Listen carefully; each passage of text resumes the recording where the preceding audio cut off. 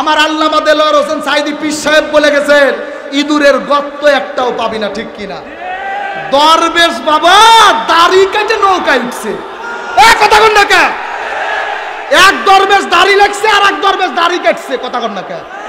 বিচারপতি মানিক দাড়ি রেখে ও সীমান্তই পলায়ে গেছে, পরে শুনি যে ওর গোপনাঙ্গ পর্যন্ত কাটিয়ে দিয়েছে, ঠিক কিনা? আপনি কারে জারি দিলেন? কারে জারি দিলেন আপনি?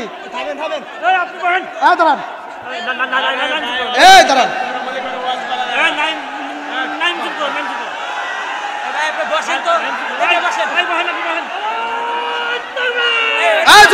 বসেন বসেন, কিছু নেই, বসেন, এই বসেন, এই বসেন, কিছু নেই, বসেন।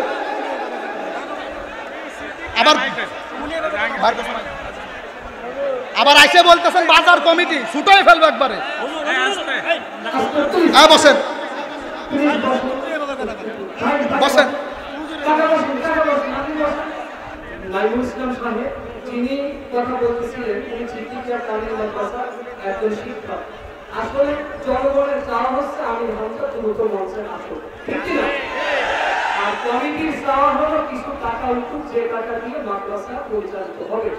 এখন আপনারা টাকা না দিয়ে আমি হামজা আসুক এটা করতে খরচ হয়নি? খরচ হয়েছে কিনা? একটু জোরে বলেন, খরচ হয়েছে?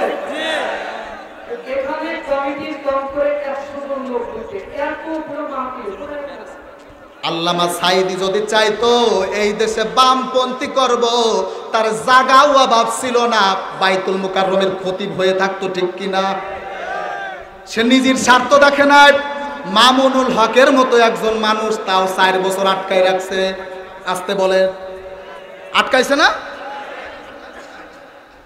এখন কিছু মানুষ বলবে হুজুর এটা কি কোরআনের কথা? আরে এইটাই কোরআনের কথা। জালেমের বিরুদ্ধে মজলুমের বিপদ আপদ তুলে ধরায় আমাদের দায়িত্ব, ঠিক কিনা? আমরা তো 15টা বছর মাজলুম ছিলাম, আমাদের উপরে জুলুম করেছে। কিছু মানুষ এখন সুর তুলেছে মাফ করে দাও। কিসের মাফ? মাটির তল থেকে উঠায় আমরা বিচার করব এই দেশে। আমাদের নামে লিস্ট করছে, তারা করে নাই। এই দেশে আমরাও লিস্ট করতেছি। 10 হাত মাটির চলে গেল ওখান থেকে তুলে উঠাবো, কারণ এ জাতির শ্রেষ্ঠ সন্তানকে তোরা 13 বছর কারাগারে রেখে তোরা হত্যা করছিস।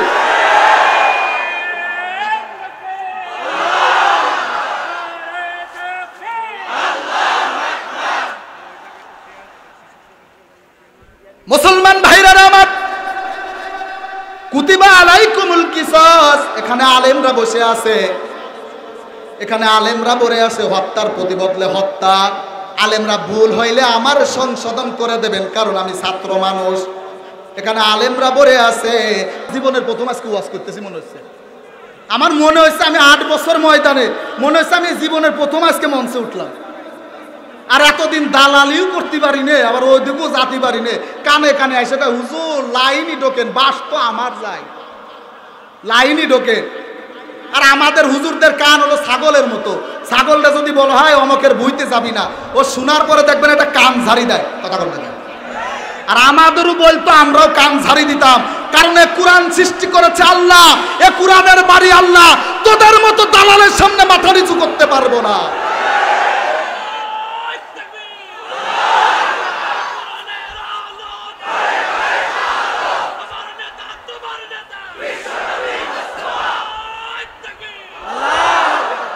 কষ্ট হচ্ছে মনে হয় আপনাদের? হ্যাঁ, এই ভাই চলে আসবে। আমি যত তাড়াতাড়ি ভাইরে উঠাই দিতে পারি তত তাড়াতাড়ি আপনাদের জন্য ভালো, ঠিক আছে না? আজকে গতকাল রাত্রে আমি ওয়াজ করতে উঠি না, আমি একটু সান্ত্বনা দিতে আইছি আমার কষ্টগুলো। গতকাল রাত্রে আমি রামজা ভাই মুরব্বী শোনেন, আমারে বলতেছে নাইম আমি কি মাগুরা যাচ্ছি কিনা কোথায় যাচ্ছি এটা স্বপ্ন দেখতেছি। কারণ 8 বছর বেচানাটারে বিয়ে খাতি দেয় না। গত কয়েক বছর আগে মাগুরা একটা বিয়ের দাওয়াতে তাও বন্ধ করে দিয়েছে। কি জালেমিরা চিন্তা করছে। আর এখন কই গেলি আয়, জনগণ জুতা পিটা করে বিদায় দেবে, ঠিক কিনা? তাহলে আমরা মানতে হবে কোরআন। কি মানতে হবে? কোরআন।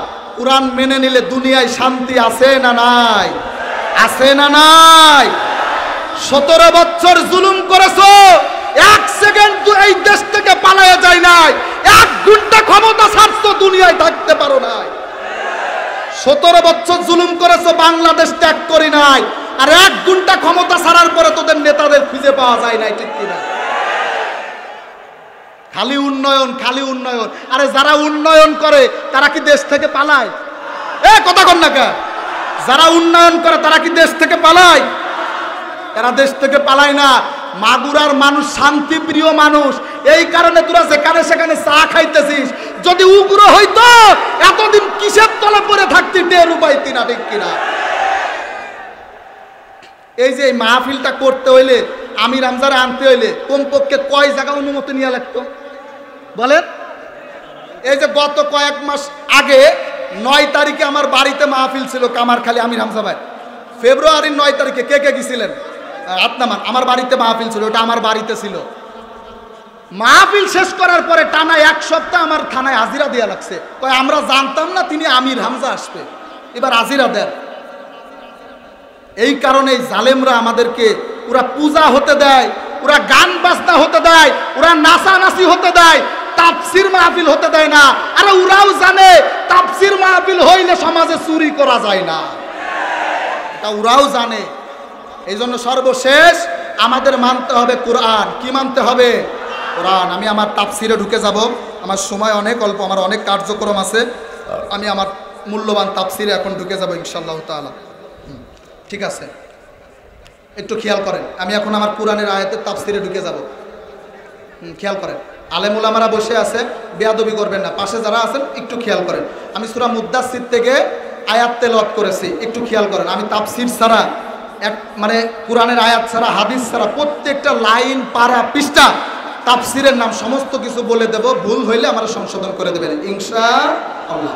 আমি সূরা মুদ্দাসসির থেকে কিছু আয়াত পড়েছি, তাফসির করে শেষ করে দেব। খেয়াল করেন, ফি জান্নাতি ইয়াতাসাআলুন, আল্লাহ এই আয়াতে বলেন তারা থাকবে জান্নাতে। তারা থাকবে কোথায়? জান্নাতে। এখানে আল্লাহ কারোর নাম বলে নাই। আপনাদের কারোর নাম আসছে নাকি জান্নাতে যাওয়া? আসছে? আসে নাই। তারা থাকবে জান্নাতে। আনিল মুজরিমি, যারা জান্নাতে থাকবে তারা জাহান্নামীদের সম্পর্কে সমালোচনা করবে। কাদের সম্পর্কে? কথা কোন লাগে? জাহান্নামীদের সম্পর্কে। জাহান্নামীদের সম্পর্কে সমালোচনা করবে। হঠাৎ করে জান্নাতি লোকগুলো জাহান্নামের দিকে নজর যাবে, যে দেখে যে আমারই বড় চাচা, আমারই বড় দাদা জাহান্নামের আগুনে পুড়তেছে। তখন জাহান্নামে গেটে যে দারোয়ান থাকবে তার কাছে জিজ্ঞাসা করা হবে, মা সালাকাকুম ফি সাকর, হে মালিক দারোয়ান, এই যে ভিতরে যারা আগুনে পুড়তেছে জ্বালাও, আর জাহান্নামে যারা থাকে এর ভিতরে একটা শিক্ষা আছে।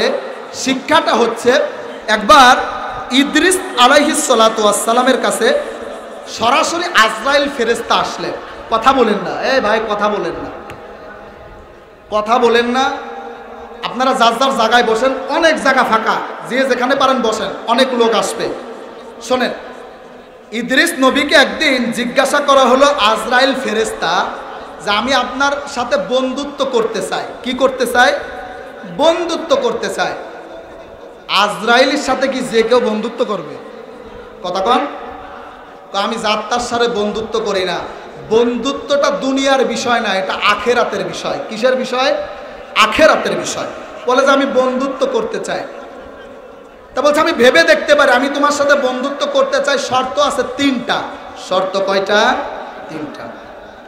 বলেন নবী, শর্ত 3টা বলেন।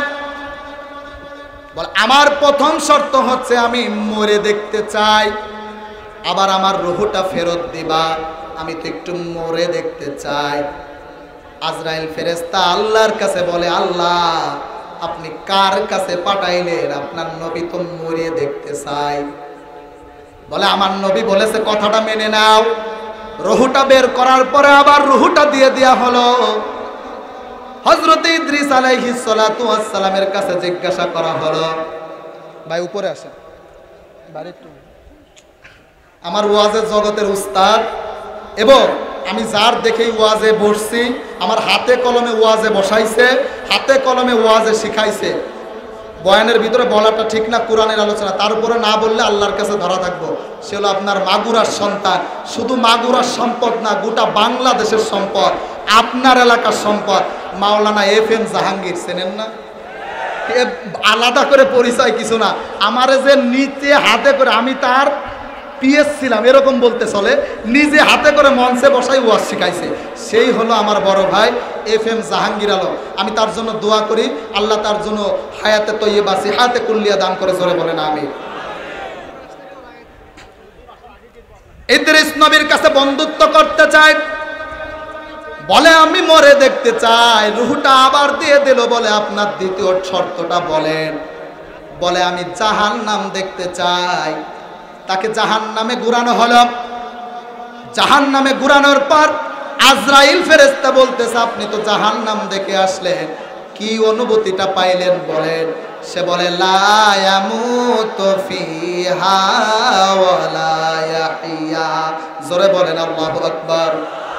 বলে আমি জাহান্নামে গিয়েছিলাম, জাহান্নামে যে দেখি একটাও মৃত না, সবাই জীবিত।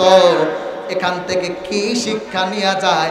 যারা জাহান্নামে থাকে এরা মৃত না, জীবিত অবস্থায় আল্লাহ শাস্তি দেয়।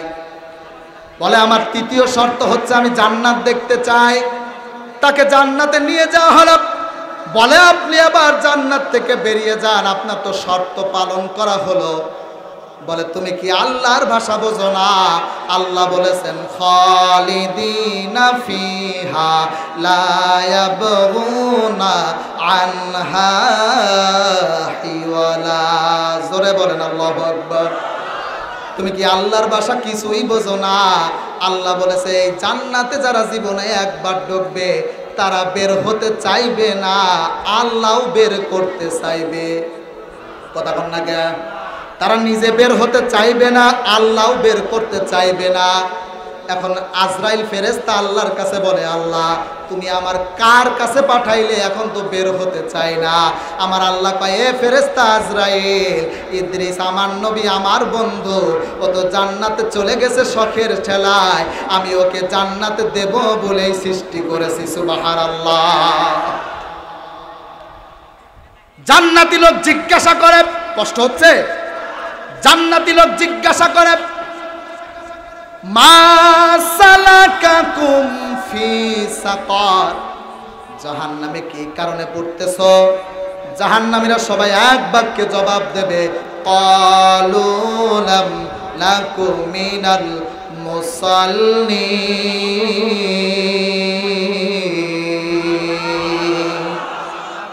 জাহান্নামীরা এক বাক্যে জবাব দেবে যারা দুনিয়াতে সুস্থ অবস্থায় নামাজ পড়তো না, ও দুনিয়ার মুসলমান, ও মাগুরার মুসলমান, একবার চিল্লায় বলে যারা নামাজ পড়ে না তাদের স্থান হলো জাহান্নাম। কথা কন না কে? এই কারণে এই বড় বড় মাহফিলে আমরা ছোট যারা বক্তা আছি এরা কথা বলতে চাই না। এই যে হাউকা, এই কি কোরআনের দুটো কথা বলবো না কি বলবো? এটা তাকবীর দেন, লিল্লাহে তাকবীর, সবাই লিল্লাহে তাকবীর।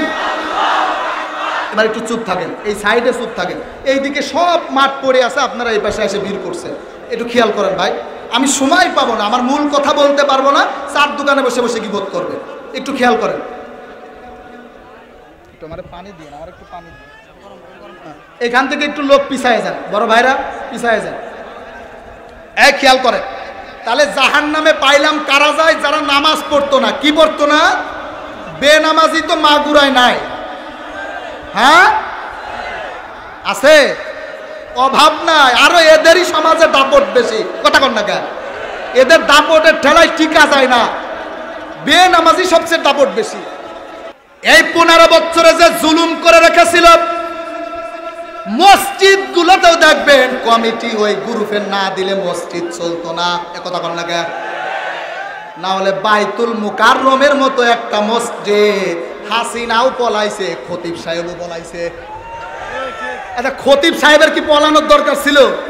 ওটা মসজিদের একটা খতিব, তার নেত্রী পলাইছে, ও পলাইছে, কারণ একটা মাত্র হুজুর ছিল যিনি মূর্তির জন্য দেশে জায়েজ করে দিয়েছিল। ঠিক কিনা? আমরা তো ভুলি নাই, মাথায় টুপি নিয়ে যারাই দালালি করছে এদের বিচারও বাংলার জমিনে হবে। ঠিক কিনা? কারা কারা করছো সেটাও আমরা জানি। ধর্ম মন্ত্রণায় যায় জামাত শিবিরের নেতার নামে যে কুটোগুলি করে দিয়ে দিয়ে দিয়ে থানায় আটকাইছো, বিএমপিদের থানায় আটকাইছো। খেলায় এমন খেলা জমছে, পাগলা দেশে আইছে ডক্টর ইউনূস, একটারও রিহাই দেবে না, মাজা ভাঙিয়ে দেবে। ঠিক কিনা? ঠিক আছে, সময় অল্প। ইন্ডিয়ার সাংবাদিকরাই ডক্টর ইউনূস সাহেবরে জিজ্ঞাসা করতেছে, এই যে মূর্তিগুলো ভাঙলো, আমার ফরিদপুরের মূর্তির উপর আবার কিছু যুবক প্রস্রাব করতেছে, সুবহানাল্লাহ। হ্যাঁ, অনেকে আমার কাছে, আমি তো ঢাকাতে অনেক বড় মসজিদে জুমা পড়াই, আমার মসজিদে জুমায় 5 থেকে 6 হাজার মুসল্লি হয়, আমার কাছে ফতুয়া জিজ্ঞেস করতেছে, হুজুর মূর্তির উপরে কি প্রস্রাব করা জায়েজ আছে? আমি বললাম পায়খানা করা জায়েজ আছে, ঠিক কিনা? ও শুধু প্রস্রাব না, মূর্তির উপর পায়খানা করা জায়েজ আছে। বলে কে হুজুর এত বড় ফতোয়া, চাকরি থাকবে না তো আপনার? আরে এই চাকরির ব্যবস্থা তো তুরা করিস না, এ চাকরির ব্যবস্থা এখন আল্লাহর পক্ষ থেকে হয়, ঠিক কিনা? হুজুরদেরকে চাকরির ভয় দেখায় লাভ নাই, কারণ খাওয়ানোর মালিককে, খাওয়ানোর মালিককে আল্লাহ। আগাই 15টা বছর মসজিদের সভাপতি থেকে সেক্রেটারি পর্যন্ত ইমামের টুটি চেপে ধরেছে। এরপরে থেকে মাগুরা জেলায় একটা ইমাম অপমানিত হলে প্রত্যেক নেতাকে ঘর ছাড়া করে দেওয়া হবে, ঠিক কিনা? সেদিন এখন এসে গেছে, কোনো সমস্যা নাই, সেদিন এসে গেছে ইনশাল্লাহ। খেয়াল করেন, একটু খেয়াল করেন। তাহলে জাহান্নামে যারা থাকবে, যারা বেনামাজি, বা একটু হাত তুলে, হাত জোর করে বলবো নামাজ পড়বেন তো ইনশাল্লাহ? হযরত মুসা আলাইহিস সালাতু ওয়াস সালাম জামানার পয়গম্বর, তার কাছে একটা যুবতী মহিলা এসে বলতেছে, আমি তো জিনা করে ফেলেছি, বাচ্চা ডেলিভারি দিয়ে আসার দিয়ে মেরে ফেলেছি, আমার মতো জঘন্যতম বান্দা কি আর এই দুনিয়ায় আছে? হযরত মুসা আলাইহিস সালাতু ওয়াস সালাম ওহির অপেক্ষায় না থেকে বলতেছে, তোমার মতো জঘন্যতম বান্দা আর এই দুনিয়ায় নাই, তোমার মতো জঘন্যতম বান্দি আর এই দুনিয়ায় নাই। এত তুমি জিনা করেছো, গর্ভবতী হয়েছো, বাচ্চা ডেলিভারি দিয়েছো, আসার দিয়ে মেরে ফেলেছো। ওই মেয়েটা চোখের পানি ছেড়ে দিয়ে কান্দে আর বলে, আল্লাহ আমার এই যৌবন কি তুমি জাহান্নামের জন্য দিয়েছিলে? ওগো আল্লাহ, আমার এই যৌবন কি তুমি জাহান্নামের জন্য দিয়েছিলে? আমি আর সহ্য করতে পারতেছি না, আল্লাহ গো তুমি আমারে ক্ষমা করে দাও। আমার আল্লাহ হযরত মুসা আলাইহিস সালাতু ওয়াস সালামের কাছে ঘোষণা পাঠায়, এ মুসা, এর থেকে জঘন্যতম বান্দি মহিলা বান্দা দুনিয়ায় আছে। তারা কারা জানো? যারা সুস্থ থাকা অবস্থায় নামাজ পড়তো না।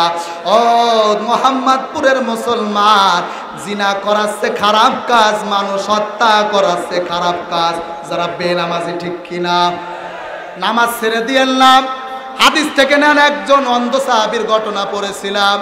নবীরা অন্ধ সাহাবী রাসূলের কাছে যে বলে, ওগো রাসূল গো, আমি তো অন্ধ, মসজিদ চিনি না, দেখতেও পারি না, আপনার কাছে ফতোয়া জানতে চাই, বাড়ি থেকে রশি দইরা মসজিদে বাড়িতে নামাজ পড়তে পারবো কিনা? রাসূল বলে, সাহাবী, নামাজ ছেড়ে দিয়ে আর আল্লাহর কোনো হুকুম নাই, বাড়িতে রশি লাগাও আর মসজিদে রশি লাগাও, রশি দইরা দইরা মসজিদে যাইবা, তারপরও নামাজ ছেড়ে দেওয়া। কথা কন না কে? তারপরও নামাজ ছেড়ে দেওয়া যাবে না। ও কলিজার টুকরা যুবক, আর নামাজ ছেড়ে দিও না। দুটা পায়ে ধরে বলি, দাঁড়িয়ে রাখো, নামাজ পড়ো। এই দেশটা কোরআন দিয়ে যদি সাজাইতে পারো, হযরতে ওমর যেই দিন সংসদে যে বলেছিল, এই দেশে আর মদ চলবে না, এই দেশে আর জিনা চলবে না, ওই রাতে মদিনার অলি গলিতে মদের স্রোত গিয়েছিল। আজ যদি বাংলাদেশের পার্লামেন্টে যদি বলা হয় মদ চলবে না, জিনা চলবে না, কোরআনের আইন দিয়ে যদি দেশ চালানো হয়, বাংলার অলি গলিতে মদের স্রোত যাবে, ঠিক কিনা? কোরআন দিয়ে দেশ চালানোর এই পক্ষে কারা কারা আছেন? হাত উঁচু করে।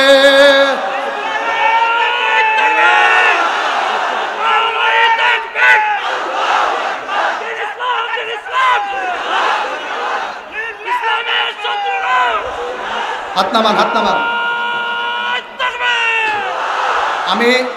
আমি চাচ্ছি যত তাড়াতাড়ি আমির হামজা উঠতে পারে, ঠিক কিনা? আর লোকজন আসে, বড় ভাই উঠতে পারে। হ্যাঁ, উস্তাদ পাশে বসে থাকলে নিজের একটু ভয় করে। অনেক উস্তাদ তো বসে আছে, আর ওয়াজের জগতে সরাসরি উস্তাদ আমার হযরত এফএম জাহাঙ্গীর আলম হুজুর বসে আছে। আমি এমনি হযরতের সাথে ফোনে কথা বলি, গাওয়ার তো কাঁপে কাঁপে কথা কয়। এই জন্য হুজুর বসে আছেন, সকলে আমার জন্য দোয়া করবেন। আমি মূল কাজে যাব। সর্বশেষ মানে একটা কথা বলে আমার আলোচনায় ঢুকবো, আবার তাফসিরে।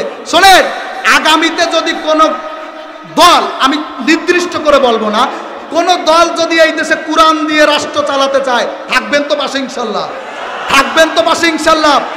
আজকে বালিশে মাথা দিয়ে ভাববেন এই দেশে কোন সংগঠন ইসলামের কারণে গলায় রশি ধরে ঝুলছে, ঠিক কিনা? আজকে বাড়িতে ভাববেন, আরে আমি কাদের সন্তান জানে? আমার বাড়ির পাশে আমি যে মাদ্রাসায় লেখাপড়া করেছি, ফরিদপুর আইডিয়াল মাদ্রাসাও পড়েছি, ওই মাদ্রাসার প্রতিষ্ঠাতা হলো কাদের মোল্লা মুজাহিদ, আমি তার মাদ্রাসায় পড়েছি। আমরা তো তাদের সন্তান, গলায় রশি ধরবে, তারপরও বাতিলের কাছে মাথা নত করবো না, ঠিক কিনা? মীর কাসেম আলী রে, জামাতের নেতা মীর কাসেম আলী হজরত রে ফাঁসির ভয় দেখাইছে, সাইদি সাহেবরে ফাঁসির ভয় দেখাইছে, কাদের মোল্লারে ফাঁসির ভয় দেখাইছে। ইসলাম ছেড়ে দেছে? এই কথা বলে না কেন? ইসলাম ছেড়ে দেছে? আমরা তাদের রুহানি সন্তান, গলায় ছুরি পড়তে পারে, আগামী সংসদে যাবে কুরআনওয়ালারা, ঠিক কিনা? কেউ ঠেকাতে পারবে না।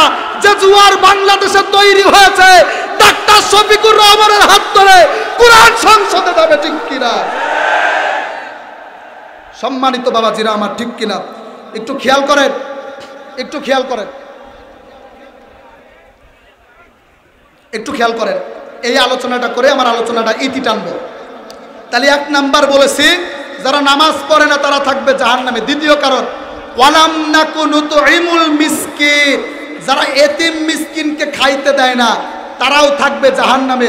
এই জালেমের গোষ্ঠীগুলো এতিমদের টাকাও লুটপাট করতো, ঠিক কিনা? করতো না? এতিমের টাকা লুটপাট করতো না? বঙ্গবন্ধুর ভাষণে বলছে যে সব দূর করে দিছি, কিন্তু চোরগুলো দূর করতে পারি না। আলো চোর তো তোর মেয়ে, কথা কর না কেন? চোর দূর করবে কেন? ঘরে যদি চোর থাকে দূর করা যায়? একটু খেয়াল করেন। তাহলে এতিম মিসকিনকে যারা খাইতে দেয় না তারা থাকবে জাহান্নামে। এই জন্য যারা এতিম মিসকিনকে যারা ফাঁকি দেয়, রাস্তাঘাটের বদলে রডের বদলে যারা বাঁশ দেয়, এই এলাকায় আছে না নাই? যারা এতিম মিসকিনকে ফাঁকি দিয়ে চলে, আল্লাহর কসম করে বলতেছি এরা জীবনে জান্নাতে যেতে পারবে না। তার বাস্তব প্রমাণ হচ্ছে সূরা মুদ্দাসসির। আজকে থেকে তওবা করতে হবে। যারা গরিববাসীকে, প্রতিবেশীকে যারা ফাঁকি দিয়েছেন, সন্তানদেরকে যারা ফাঁকি দিয়েছেন, জীবনেও জান্নাতে যেতে পারবেন না। কারণ আল্লাহর ওয়াদা, ওয়ালাম নাকুনু তুইমুল মিসকিন, যারা এতিম দারিদ্র সমাজ দেখে না এরা জীবনেও জান্নাতে যেতে পারবে না। আজকে থেকে তওবা করতে হবে, আল্লাহর রাস্তায় ফিরে আসতে হবে। কারণ আমার আল্লাহ বলে, খাঁটি তওবায় যারা ফিরে আসতে পারে তাদের পিছনের সমস্ত গুনাহ আমি আল্লাহ মাফ করে দেই। এই একটা কারণ গেল। পরের কারণটা একটু আগাইতে থাকি। ওয়ালাম নাকুনু তুইমুল মিসকিন ওয়া কুন্না নাখুদু মাল খাইদিন, যারা সমালোচনায় লিপ্ত আছে এরা কোনোদিনও জান্নাতে যেতে পারবে না। সবাই একটু চিল্লায় বলে, এলাকায় সমালোচনা আছে না নাই? আছে না নাই? এই 15টা বছর চার দোকানে কোনোদিনও ভালোভাবে কথা বলতে পারে নাই, দালালদের কারণে। কথা কন না কে? এই 15টা বছর দালালদের কারণে 4 দোকানে পর্যন্ত হক কথা বলা যায় নাই। কথা কন না কে? বলা গেছে? সমালোচনা করছে শুধু, আমার নেত্রী এই করেছে, হাসিনা এই করেছে, ওই করেছে, ওই করেছে। লাস্টে শোনা যায় 1000 কোটি টাকা নিয়ে শ্বশুর বাড়ি গেছে, ঠিক কিনা? আমাদের কোরআনের পাখি, আমরা এই দেশে পীর সাহেব খুঁজে পাই না। এই দেশের আসল পীর সাহেবই আল্লামা দেলোয়ার হোসেন সাঈদী, ঠিক কিনা? আসল পীর সাহেব তিনি। কারণ এই দেশে তো সব ভণ্ড পীর, সব করাই ভণ্ড পীর। দেখেন না তাহেরে গ্রুপ এখন চুপ হয়ে গেছে। কথা কন না কে? কারণ আজীবন আওয়ামী লীগের দালালি করছে এই তাহেরি গ্রুপ, এখন চুপ হয়ে গেছে। কথা কন না কে? এখন চুপ হয়ে গেছে। এই দালালগুলো একদিন ঠিক করা হবে, ইনশাল্লাহ ঠিক করা হবে। এই জন্য এতে এই সমালোচনা আসল পীর সাহেব বলে আল্লামা দেলোয়ার হোসেন সাঈদী 15 বছর আগে বলছে, একটা ঝাঁকি মারবো মামা বাড়ি দিল্লি যেয়ে পড়বা, ঠিক কিনা? কই যেয়ে পড়ছে? কোন দিন? তাই যেয়ে পড়ছে না? তাহলে আসল কালামত এইটা। ওসি সাহেবের কি মন খারাপ হচ্ছে নাকি? হ্যাঁ ঠিক আছে। কারণ এখন প্রত্যেকটা ওসি আল্লাহর পক্ষে, ঠিক কিনা? দালালগুলো বিদায় নেছে। আমি যদি খালি একটু হারুন রে পাতাম, আর কারোর দরকার ছিল না, শুধু খালি হারুন রে পাতাম, আর কারোর দরকার ছিল না, পিটাই মেরে ফেলতো, ঠিক কিনা? ও যেগুলো আলেমদেরকে মিথ্যা মামলা দিয়ে জেলে ঢুকাইছে, এখন যদি কিছু মানুষ মনে মনে রাগ করে, হুজুর আপনি কি ওয়াজ করতে আইছেন, এইটাই আসল ওয়াজ, ঠিক কিনা? এ জনগণ জানবে না এই জালেমগুলো কি করছে এদের সাথে, কথা কন না কেন? এই জন্য সমালোচনা যেটা বলতেছিলাম, শুধু তাই বলে নাই, আমার আল্লামা দেলোয়ার হোসেন সাইদি পীর সাহেব বলে গেছেন, ইঁদুরের গর্ত একটাও পাবি না, ঠিক কিনা? দরবেশ বাবা দাড়ি কেটে নৌকায় উঠছে, কথা কন না কেন? এক দরবেশ দাড়ি লাগছে আর এক দরবেশ দাড়ি কাটছে, কথা কন না কেন? বিচারপতি মানিক দাড়ি রেখে ও সীমান্তই পলায় গেছে, পরে শুনি যে ওর গোপনাঙ্গ পর্যন্ত কাটিয়ে দিয়েছে, ঠিক কিনা? আর এক দরবেশ দাড়ি কেটে পলাইতে গেছে, নৌকায় পলাতে যায়, নৌকায় ধরা খাইছে, ঠিক কিনা? কোন দরবেশে এই দেশে ছাড় পাবে না। ডক্টর ইউনূস সাহেব বলেছেন আগামী 1-1.5 বছরের ভিতরে এই জালেমগুলোর পাজর ভাঙিয়ে দেব, ঠিক কিনা? একটাও ছাড় পাবে না, যে নির্যাতন আমাদের উপরে করা হয়েছে। আল্লাহ তুমি এই দেশে কোরআনের রাজ কায়েম আলেমদেরকে দিয়ে হাত দিয়ে করার তৌফিক দাও, জোরে বলো না। তাহলে সমালোচনা করা যাবে না, সমালোচনা করা যাবে না। এজন্য সমালোচনা যারা করেন, আলেম যারা আছেন, একটু খেয়াল করেন, তহমত করলে হয় 2টা গুনাহ, কয়টা গুনাহ? আর গীবত করলে হয় 1টা গুনাহ, কয়টা গুনাহ? 2টাই কবিরা গুনাহ হয়। গীবত হচ্ছে কি শোনেন, আমি ওসি সাহেবের কাছে বলি, ওসি সাহেব আপনার কাছে একটা কথা বলবো, আপনি কাউকে বলবেন না। উনি যদি থানা সবার কাছে বলে বেড়ায়, এটা হবে গীবত। এটা হবে কি, কথা কন না কেন? এটা হবে গীবত, এটা করা কবিরা গুনাহ।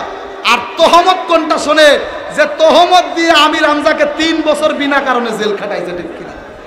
যে আপনি এই কাজ করছেন, ওই কাজ করছেন, সে কিছুই করে নাই, করে এক লোক, অন্যায় করে দলের লোক, আর জেল খাটে আলেমরা, এই কথা কন না কেন? অন্যায় করে এক লোক, জেল খাটে ইমাম সাহেবরা। আপনারা এই দেশে জানেন, এখানে অনেক আলেম আছে, তাও জানেন এই খবরটা, একটু জেনে নেন। আমি 4 বার গেছি কাশিমপুর কারাগারে, খেয়াল করেন, আমি আমার বাসাটাও এখন ওই জায়গায়। এই আলেমরা কেউ জানেন, আপনারা জানতেন যে আমির হামজা, মামুনুল হক, সাকাওয়াত হোসেন রাজি, ইরাইজ মনে হয় জেলখানায় থাকতো। 2 নাম্বার গেটে 6 তলা একটা বিল্ডিং আছে, কয় তলা? এ ওসি সাহেব হয়তো জানবে। 6 তলা একটা বিল্ডিং আছে, 4,500 আলেম ওই 6 তলায় বন্দি করে রাখছিল। কয় হাজার আলেম? 4,500। একটা লম্পট ছিল না, একটা বাটপার ছিল না। ও মাগুরার মুসলমান, এই কারাগারগুলো কি চোরদের জন্য না আলেমদের জন্য? এই কারাগারগুলো আলেম বন্দি রেখে এই দেশে মানুষদেরকে কষ্ট দিয়েছে। এই আইখানা আপনাদেরকে কিয়ামত পর্যন্ত পৌঁছানো হবে, ঠিক কিনা? যে কয়দিন বাংলাদেশ থাকে সেই কয়দিনই পৌঁছানো হবে। দৈরে দৈরে আইনে, শুধু দৈরে দৈরে কিসের ফতুয়া? কোন আলেম যদি ফতুয়াগিরি করে তাকেও দেখে নিয়ে হবে, মাটির তল থেকে উঠাই তোদেরকে বিচার করা হবে, ঠিক কিনা? এ ব্যাপারে কোনো আলেম ফতুয়াবাজি করা যাবে না, মাটির তল থেকে উঠাই তোদেরকে বিচার করবে, ইনশাল্লাহ বিচার করবে, ইনশাল্লাহ। হযরত ওমর রাদিয়াল্লাহু তাআলা আনহু তার ছোট্ট ছেলে আব্দুল্লাহ মক্তবে গিয়েছে লেখাপড়া করার জন্য। নবীর নাতি হুসাইন রাদিয়াল্লাহু তাআলা আনহু উপর থেকে বারে বারে কলমটা নিচেই ফেলায় দেয় আর বলে, হুসাইন আব্দুল্লাহ কলমটা উঠায় দাও। আব্দুল্লাহ বলে, আমি কি তোমার চাকর নাকি? হুসাইন বলে, তুমি শুধু চাকর না, তুমি চাকরের বাচ্চা চাকর। হঠাৎ করে মনটা খারাপ হয়ে গেল, আমাকে চাকরের বাচ্চা চাকর বলল, আমি তো একটা প্রেসিডেন্টের ছেলে। আব্দুল্লাহ দৌড়ায় চলে যায় হযরত ওমর রাদিয়াল্লাহু তাআলা আনহুর কাছে, বলে, বাবা আমি আর মক্তবে যাব না, আমাকে চাকরের বাচ্চা চাকর বলেছে, আমি আর মক্তবে যাব না। হযরত ওমর বলে, আমি এই বিচার করব জুম্মার দিনে, আমি এই বিচার করব জুম্মার দিনে। জুম্মার দিন হযরত হুসাইন রাদিয়াল্লাহু তাআলা আনহুকে বলতেছে, এখানে কি হুসাইন আছো? বলে, হ্যাঁ হুজুর খলিফা আছি। দাঁড়াও, তুমি কি আমার সন্তানরে চাকরের বাচ্চা চাকর বলেছো? বলে, হ্যাঁ বলেছি। বলে, কেন বলেছো? হযরতে হুসাইন বলে, ওমর রে, রাষ্ট্রপতি প্রেসিডেন্ট হযরতে ওমরকে বলে, হুজুর আপনি বুকে হাত দিয়ে বলেন, আপনি আমার নানার চাকর ছিলেন না। আল্লাহু আকবার। আপনি বুকে হাত দিয়ে বলেন, আমার নানার আপনি খাদেম ছিলেন না। হযরতে ওমর চোখের পানি ছেড়ে দিয়ে কান্না করলেন। বলে এই কথাটা কি তুমি লিখে দিতে পারবা? সিরাত ইবনে হিশামের দিকে ঘটনা পড়বেন, আপনি কি এই কথাটা লিখে দিতে পারবা? বলে হ্যাঁ পারবো।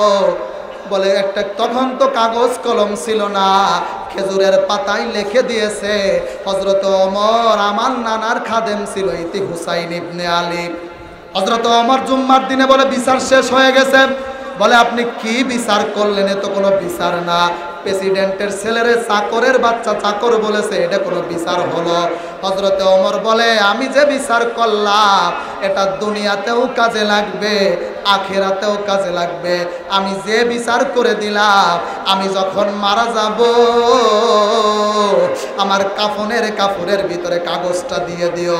আমার আল্লাহ রাব্বুল আলামিন কিয়ামতের ময়দানে যখন ডাক দিয়ে বলবে ওমর আমার সামনে আয়, ও হযরত ওমর আমার সামনে আসো, তোমার এখন বিচার করা হবে।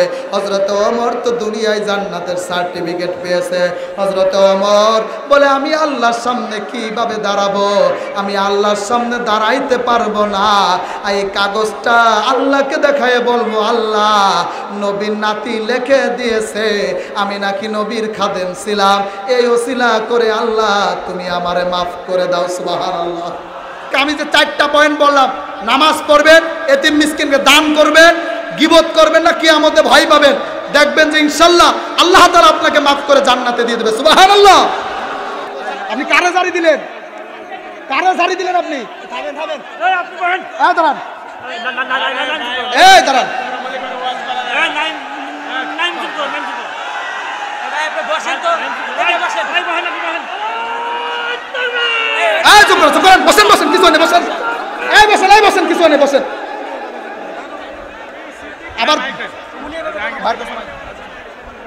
আবার আইসে বলতেছেন বাজার কমিটি ছুটোই ফেলবে একবারে।